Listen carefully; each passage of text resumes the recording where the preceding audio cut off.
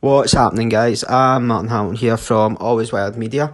It's been over 48 hours now since the UFC put on their 5-star event with the premiere of the highly anticipated Fight Island, which, despite the promos and clever tweeting from Dana White, did not actually take place on a beach like the olden days of Bodog, which is probably acting in the best interest of Dana White's scalp and pasty UFC fighters everywhere.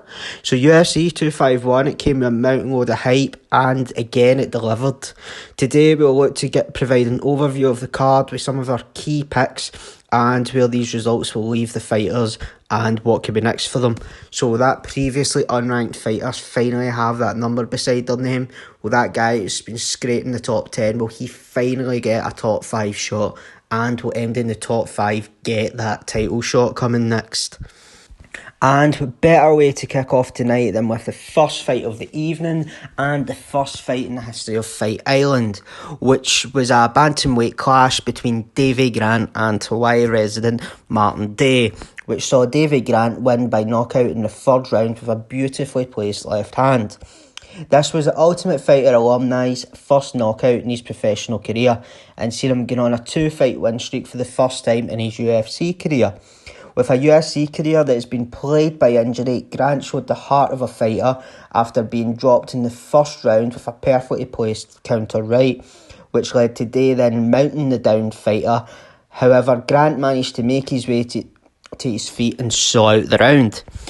Grant later disclosed that he'd received a broken jaw in the first round, making that victory even more impressive and earning him an extra $50,000 with Performance of the Night bonus alongside UFC newcomer Yuri Prokranska.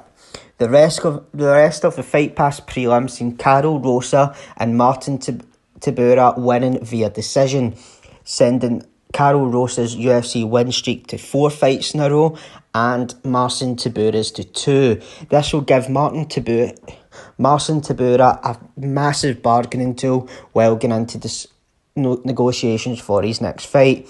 I think that Marcin Tybura will be looking at the winner of Fabricio Verdum and Alexander Gustafsson. If it's Fabricio Verdum he gets to fight, he gets to avenge that loss in his career, and if it's Alexander Gustafsson who wins the fight, he gets that big name draw. Alexander Gustafsson is also a fellow European. This could allow Tybura to fight on home soil and bring that big crowd in. We now move on to the undercard, where we witnessed one of the perceived biggest upsets in the card when UFC newcomer Yuri Prokranska knocked out 7th ranked UFC light heavyweight champion Volkan Ozdemir. Prokranska has made his MMA name fighting for the respected Asian promotion Rizin. For a fighter to come in on their UFC debut and defeat a number 7 ranked former title challenger, it is bound to send shockwaves over the MMA universe. However, Yuri is no stranger to big-named competition, possessing wins over former UFC fighters CB Dollaway and Strikeforce and Bellator's King Mo. Yuri was in fact previously offered a UFC contract but turned it down so he could finally tune his skills. Similar to the move made by now UFC middleweight champion Israel Adesanya. Both fighters turned the UFC down as they felt they didn't want to come into the UFC until they could compete against the top level guys.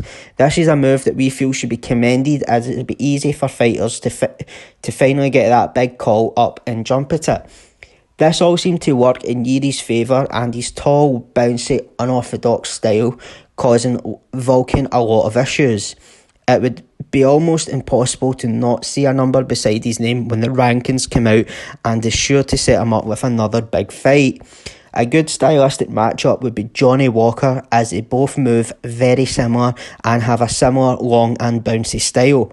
With Walker coming off two losses to Corey Anderson and Nikita Krylov, this could be a fight to get both superstars out of bed in the morning. One of the strongest performances of the night came from Finland's own Makwana Mirkani, who choked out Scottish superstar Danny Hendry in vicious fashion in the first round with an anaconda choke. The fight started with Henry pushing the pressure and Makwan sizing his opponent up and seeing what offense he has to throw before landing a takedown and following that up with the submission. This sent Henry's record to 2-2 after back-to-back defeats to Amir Khani and Dan Ige. These are two fighters, however, there is no shame in losing to, and through his UFC career, Henry has shown real talent, going 2-0 in the UFC before being hindered by injury. I fully expect to see Henry back in the octagon by the end of the year and back in the win column, and he should be looking to seek a fight with fellow Brit Chris Fishgold after his fight with Yari Gordon on the 25th. As for Makwan, a fight with UFC's rising stars Sadiq Youssef or Arkansas's own Thug Nasty or Bryce Mitchell as he's known on Sundays would be the best way to build his brand. The rest of the prelims seen Muslim Salikov and Leonardo Santos win via decision. This brings us on to the main card and perhaps one of the most hyped fights in recent months with Kamaru Usman versus Jorge Masvidal. We will talk about the rest of the card before we get on to that one. The main card kicked off by one of the biggest betting underdogs in the card, Paige Van Zandt, coming in at 5-1 up against Amanda Ribas. Paige Van Zandt is one of the most well-known faces in women's MMA, having created a mass following on social media, amassing 2.6 million followers and an appearance on American talent shows such as Dancing with the Stars. Despite a solid start to her UFC career and mass push from UFC President Dana White, Van Zandt's career is slowly hitting a stalemate due to a sea of arm breaks, injuries and surgeries, tied with some under-impressive results. With a sea of disputes with the UFC over pay and going into the last fight of her contract, you'd think that Van Zandt would be coming out to make a statement. Well, unfortunately, that doesn't always happen in the UFC, and after 2 minutes and 20 seconds of the first round, Amanda Ribas was getting her hand raised as winner via armbar. So where does this leave the former UFC poster girl? As we're aware, she has had offers to go down the Ronda Rousey route and join the WWE, but in the end of the day, Paige is a fighter and fighting is where we'd like her to remain. As the UFC women's divisions are as stacked as they've ever been and only really the top contenders earning the money, I think it'd be beneficial for Van Zandt to use her now free agent status and look at the UFC's competitors such as Bellator and ONE FC, as this would allow her to go into negotiations and bring in her own sponsors, getting her the money that our fan base would suggest that she is worth. This win also sent Amanda Ribas to 4-0 in the UFC and on a 5-fight win streak overall, and she's now wanting a ranked opponent. It feels that women's MMA pioneer Roxanne Modafferi, who's coming off a loss of her own, would be the best competitor to skyrocket Ribas into the top 15 of the women's flyweight division. Now leads us into a former UFC strawweight title fight between Jessica Andrade and Rose Namajunas, with Rose looking for revenge after losing her title to Andrade via stoppage with a slam over a year ago. Andrade then went on to lose the title 3 months later to Chinese superstar Zhang Weiliang. The fight started very similar to the last one, with Rose coming out, pushing the pace and throwing the higher volume of strikes. A mass improvement in Andrade's game was her head movement. She was more evasive and much harder for Rose to hit. The fight went to the judges, with Rose taking the fight via split decision. This was a very strong fight and took the bonus for fight of the night, with Andrade coming on really strong in the third round and starting to lay a bit of a beating on Rose, suggesting if this was a 5-round fight, she would have went on to win. However, as it wasn't, Rose's hand was raised in the end, and it's seemingly setting up a title fight this year with Weiliang and a chance to reclaim the gold. With both women now coming off of a loss, this could also set up a highly anticipated rematch between Andrade and former strawweight queen and self-proclaimed boogie woman Joanna Jędrzejczyk in an attempt to relight both their championship hopes. Brings us on to the first of our 3 title fights of the evening, with Petr Yan going up against future Hall of Famer Jose Aldo. This was for the vacant bantamweight championship, which Henry Cejudo had vanquished only a couple of months prior after his victory to Dominic Cruz. This fight had all the ingredients for an instant classic, and it didn't disappoint. With both men standing in the pocket and trading blows for the whole fight, this led to both men beating their personal bests in strikes landed in the octagon. And for a man like Aldo, who's been fighting in the UFC for over 9 years now, that's very impressive.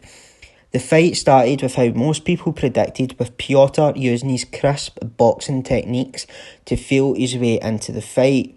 I mean, they don't just give away Masters of Sports in Russia. Early in the fight, we seen Jose revert back to the old days of Aldo and throw some of the ferocious leg kicks that Uriah Faber knows only too well about. The first leg kick knocked Yan off his feet, and the second had almost a similar effect. Jose Aldo's leg kicks are notorious for being one of the best in the business, but over his last few fights they have become less and less used. Whether this is an injury with Aldo or a change in his stylistic mindset, it still remains unclear. The opening rounds were very back and forth, but Yan seemed to be edging the fight going into the 5th round by landing more effective strikes and having the better of the octagon control.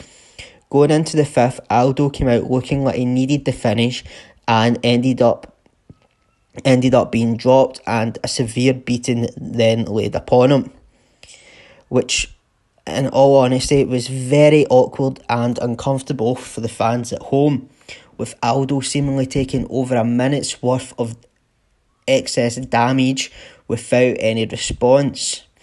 The fight should have been stopped much sooner, and Aldo saved from his own toughness.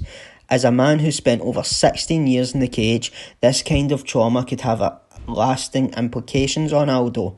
Begging the question, should corners be more inclined to throw the towel in for their fighters if the referees are doing them no favours?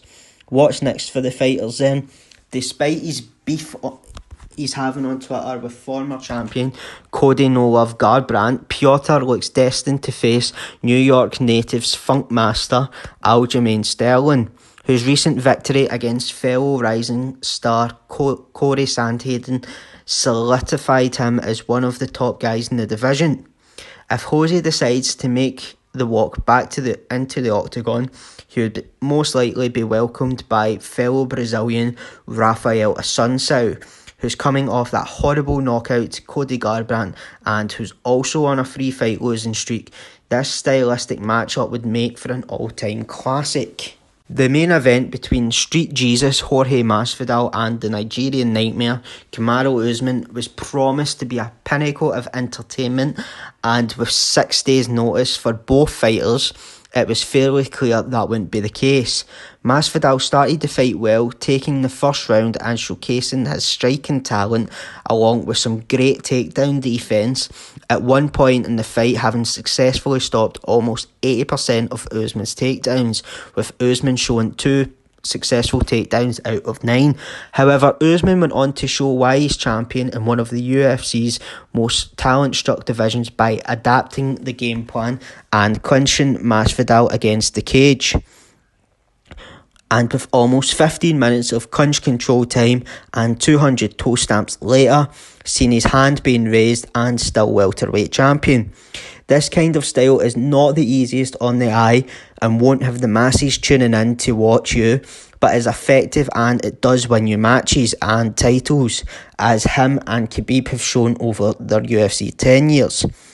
This looks likely to lead Usman back into a fight with fellow teammate Gilbert Burns, who unfortunately had to pull out of the fight due to COVID-19 after laying a beating on Tyrone Tyrone Woodley almost 2 months prior. This is also setting up Masvidal with Leon Edwards and mark the start of the three-piece in a soda rivalry, after the two famously came to blows after Masvidal's win over Darren Till in England. Leon Edwards, being on an 8-fight win streak and one of the dark horses in the division, would be no walk in the park for Masvidal, and both styles link up really well and would promise to bring a great fight. We would all eventually like to see Masvidal square off against Colby Covington, but with reports circulating that he will be indeed facing Woodley in August, this seems very unlikely for now. I'm aware so far there's one main fight that we haven't touched on, but with such a strong card, it doesn't feel right to dirty it by talking about judging incompetence. We seen it earlier on in the card with Zaleski dos Santos losing out to Muslim Salihov and a judge giving the fight against Rose Namajunas. These judging errors have sadly become part of each UFC event the same way Bruce Buffer has. It almost wouldn't feel the same without them. Joking aside, in a business where half a fighter's potential earnings hang in the balance of three grey-haired athletic commissioned pick, it almost seems unfair in those putting their lives on the line just to have it snatched away from them. Begging the question, should the win bonus be scrapped from MMA and replaced by something more fighter-friendly? The poor judging aside, the Max and Alex fight was a very strong fight, and both fighters laid it all on the line, and credit to them.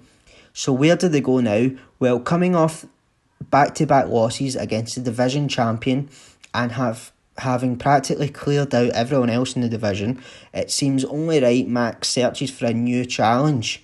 And with all the excitement happening at 155, I feel this could be the place for him. With all the uncertainty surrounding champion Khabib after the tragic loss of his father, 155 couldn't be more open. And with a potential rematch with Dustin Poirier or the air quotes retired Conor McGregor waiting in the wing, he could even go for a completely new challenge against New Zealand's rising star Dan Hooker. These are all matchups that would bring the best and the fire out of Max.